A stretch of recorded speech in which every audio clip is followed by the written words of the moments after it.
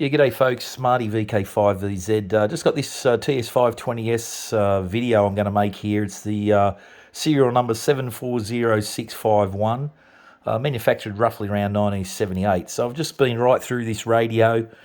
It's pretty much got nearly new everything. It's got new HV caps, good set of bottles and tubes in it, good drive. It's been tuned and aligned TXRX. New cabinet hardware. Overall, the condition of this thing is pretty good. I gave the cabinet a little bit of a quick spray, and look, realistically, I'm not 100% out. I've got a couple of little perfections in it, but you know, really, I didn't spend a lot of time on it, probably prepping it as best I should. But look, cosmetically, this thing overall, there's the front panel here is quite good. Bit of standard wear across this top edge here, which is pretty normal. It's got a good handle. It's got the side cover, and I'm going to go for a tune-up on 20 metres here. So I've got my wave node digital meter here, so we'll see what we get out of that. But it's pretty much achieving ALC everywhere, so right across the whole lot. Normally these things, you don't see ALC on 10 metres, and everyone sort of thinks that's normal, but it's not. So I've achieved ALC back on 10 metres. I've just got the bottles on now, just warming them up a little bit. But I'll turn up the volume, and you can hear all the drive and everything peak. So right now, running through a dummy load, the drive's just peaked roughly around 12 o'clock. And keep in mind, I'm on 14175 at the moment, which is your alignment band. So obviously, if I slide up and down the band here, the drive position peak will be in a different position.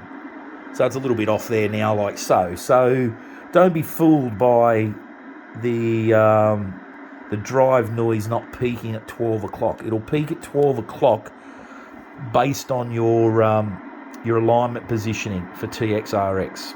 So if you get the RX right, the TX should line up pretty good. So I've been right through that thing. It's got an arc over mod on the cathodes, just a series of diodes. So that stops cathode blowout. It's had components changed on the HV board and the rectifier board, which is all the standard stuff, which sort of start limiting meter readings and all that on HV, etc. As I said, HV caps are done. Screen gear caps were also done. What else? Oh, the caps around the PA cage. So everything to get this radio up and running has been done. It came to me as a no TX entity. It had RX, but everything had been tampered with, so everything's been realigned. So I'll see how I go tuning this thing up one-handed with the video here. So I'll flick to ALC. Bottles are on. I'm in tune mode. My drive noise is peaked, and I'll go for a peak in ALC. There it is there, and actually it was a bit low on the needle because my carrier control, always start your carrier control about 12 o'clock. So I'll do that again.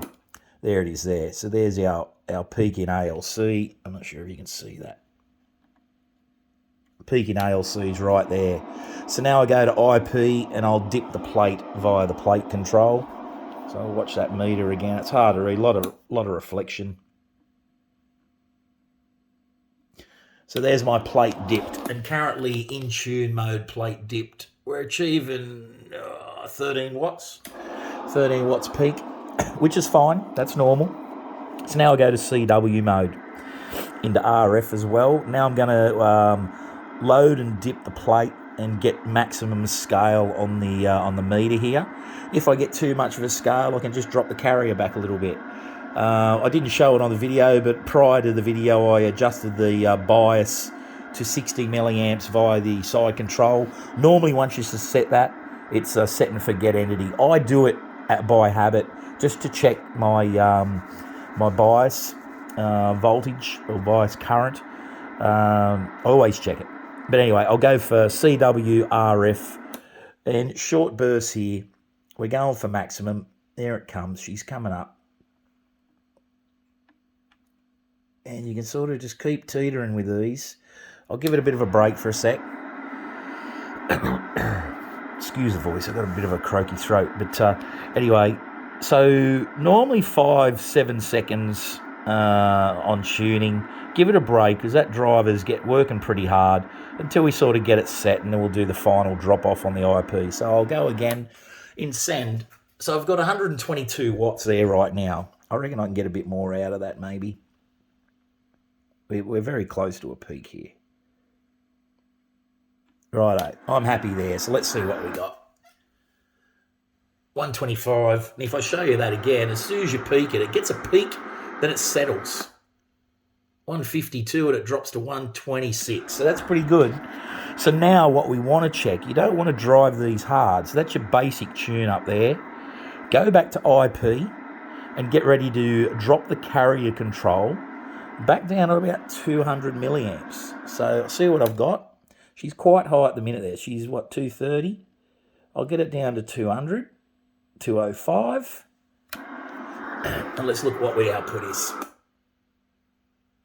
There we are. So 95 on 20 meters. If I just bump it up a tad, doesn't take much to peak it, right? There we are. So that's 210 milliamps on IP, and I've got 102 watts. That is standard.